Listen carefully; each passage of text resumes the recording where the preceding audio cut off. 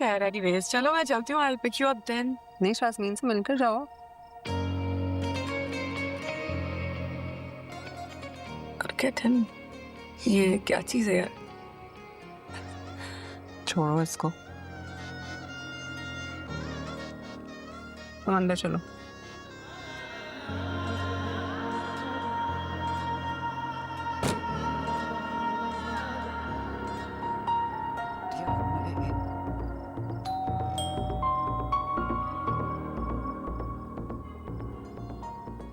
ऐसे नहीं लोगों की जिंदगियां बर्बाद करता फिरता है।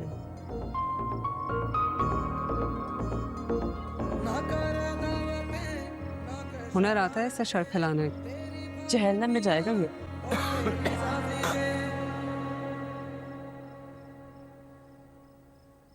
फिलहाल तो लोगों की जिंदगियों को जहन्नुम कर रहा है।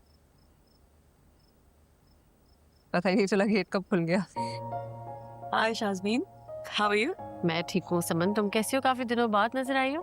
बस थोड़ा काम में बिजी थी तो आ नहीं सक रही थी तो।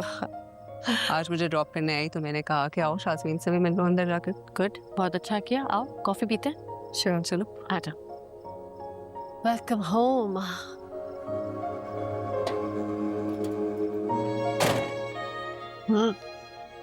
तुम्हें पता है कॉफी बहुत मजे की बनाती है आई एम श्योर, लग ही रहा है।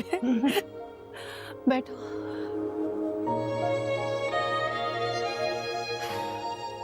वेरी नाइस, मजे की है ना? बहुत अच्छी। हाँ।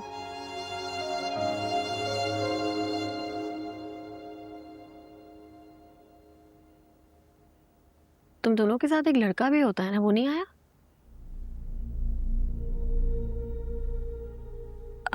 तैमूर? हाँ। हाँ वो एक्चुअली उसको आज पहले घर जाना था तो इसलिए आज मैं सनम को ड्रॉप करने आई थी। अच्छा, नहीं वो हमेशा तुम दोनों के साथ होता है ना, बस इसीलिए पूछा। वो मेरी वजह से नहीं आया।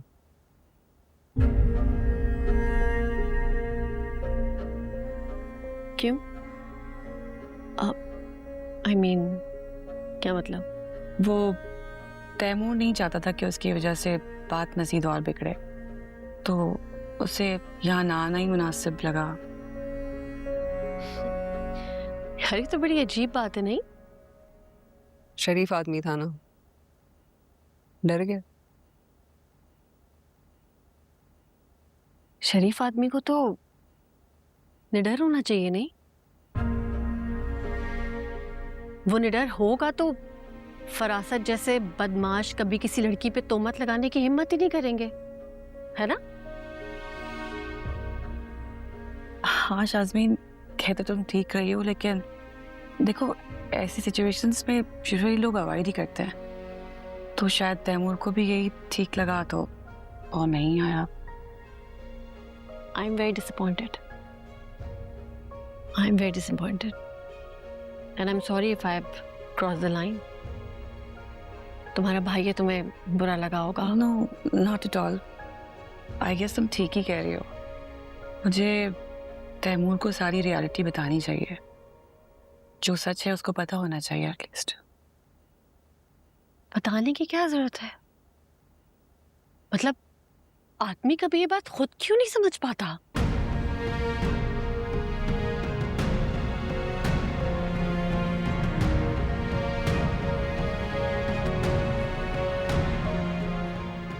आई एम सॉरी यार, मैं ऐसे मामलात में थोड़ी जज्बाती हो जाती हूँ। कोई और बात करो। सॉरी। No that's okay.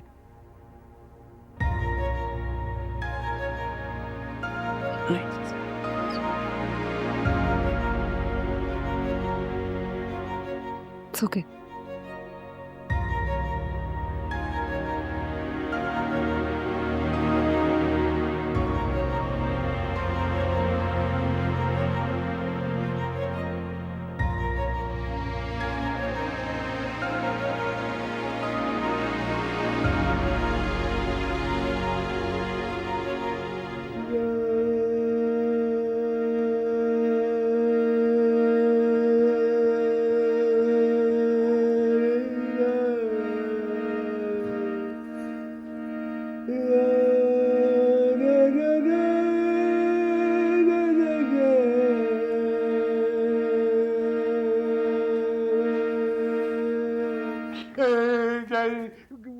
क्या हो गया? अगर मैं इतने अरसे के बाद इस पे बैठ गया हूँ, मंडला रही हो इस तरह, यही देख लेता है इंसान के रियाज कर रहा हूँ मैं। फरासत जी, मेरा मतलब ये नहीं था आपको ये डिस्टर्ब करना।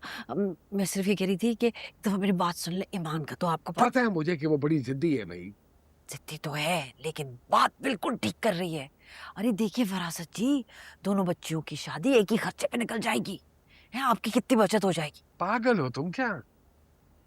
अगर उस बेचारे लड़के वली ने कह दिया कि हम सादगी से शादी करेंगे, तो इसका ये मतलब थोड़ी कि मैं अपनी बेटी को फकीरों की तरह खाली हाथ रुखसत कर दूं। नहीं नहीं, ये भी है, लेकिन मुझे ये भी मालूम है कि आपने काफी कुछ जमा करके रखा दोनों बच्चियों के लिए, अच्छे से रुखसत। अरे बीवी हूँ आपकी, मुझे पता कौन कौन से अकाउंट में कितने कितने पैसे रखे हैं आपने। बेबरकते को आवाज चली जाएगी, मांग लेगा पैसे पर। सुने खाला अम्मा ने एक एक सेट बनाया हुआ सोने का, एक एक हम इजाफी बना देंगे। मुझे सिर्फ ये हो रहा है कि ये सारी जल्दी की वजह जो है ना हम आ जाए। आपको याद है जब हफ्ता वाला वाकया हुआ था तो कैसे बेकाबू हो गई थी ईमान। मैं कह रही हूँ लंबी मंगनी के चक्कर में खुदा ना खास्ता कुछ हो गया तो कैसे संभालेंगे ईमान को, जल्दी रुक सकते। अच्छा, शमा भाभी आती है तो बात करता हूँ। ठीक। अब मैं थोड़ा सा अच्छा अच्छा, उसने एक और ख्याल आया है जहन में। बच्चियों की शादी पे जो संगीत रखेंगे उस पे किसी को बुलाने की क्या जरूरत है, आप खुद ही कर लीजिए। क्या कर रहा हूँ? उसी की तो रियाजत कर रहा हूँ मैं, उसी की कर रहा हूँ। समझता हूँ तुम्हारे दिमाग को। कैसे सोच लेते हैं पहले से।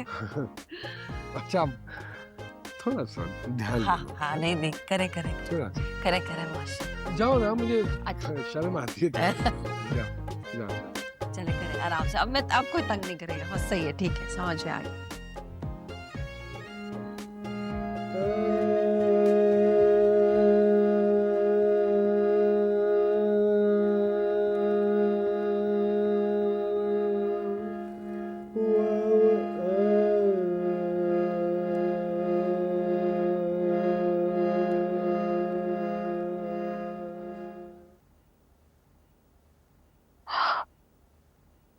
आपने कुछ कहा नहीं, बुरा लगा आपको? बुरा? नहीं, मुझे क्यों बुरा लगेगा? अमाद की अपनी जिंदगी है, उसकी मर्जी। अब वो चाहे मान से शादी करे, जिससे मर्जी करे, मुझे क्यों फर्क पड़ेगा? मुझे लगा कि हफ्सा और हमाद के रिश्ते की वजह से आपको एतराज हो सकता है। मेरे एतराज करने की जगह नहीं है मनाहिर। मैं सिर्फ अपनी जिंदगी की हद तक कंसर्न हूँ। कोई और अपनी लाइफ में क्या कर रहा है, इससे मेरा क्या लेना देना। और शाजिया आंटी? अम्मी भी क्या ही कह सकती हैं। देखो, हकीकत यह है कि हमाद सारी जिंदगी अकेले तो नहीं रह सकता, शादी तो उसने भी करनी है। तो ठीक है, ईमान से ही सही। चलें, आपने तो मेरे दिल का बोझ ही हल्का कर दिया। कल शमा आंटी आ रही है हमारे घर में, हो सकता है कि अब्बू हम दोनों की शादी एक साथ कर दें। हाँ ठीक है, वो तुम्हारे अब्बू की मर्जी, जैसे वो बेहतर समझे, मुझे कोई मसला नहीं है। अच्छा मिनाल, मुझे तुमसे एक बात करनी थी। जी कहें। हाँ मिनाल, तुम तो जानती हो कि अम्मी अब ज़्यादा घर से निकलती नहीं है और शादी हम वैसे भी सादगी से कर रहे हैं, तो जो शादी का जोड़ा हमारी तरफ से तुम्हें देना है वो ऐसा हो सकता है कि तुम खुद ही पसंद कर लो और मैं तुम्हें अमाउंट ट्रांसफ़र कर दूं। जी ठीक है, जैसे आपको मुनासिब लगे। और एक और बात ये कि नायल, तुम जानती हो कि हम कोई ख़ानदानी रईस लोग तो है नहीं, और मेरी जॉब भी अभी नई नई लगी है।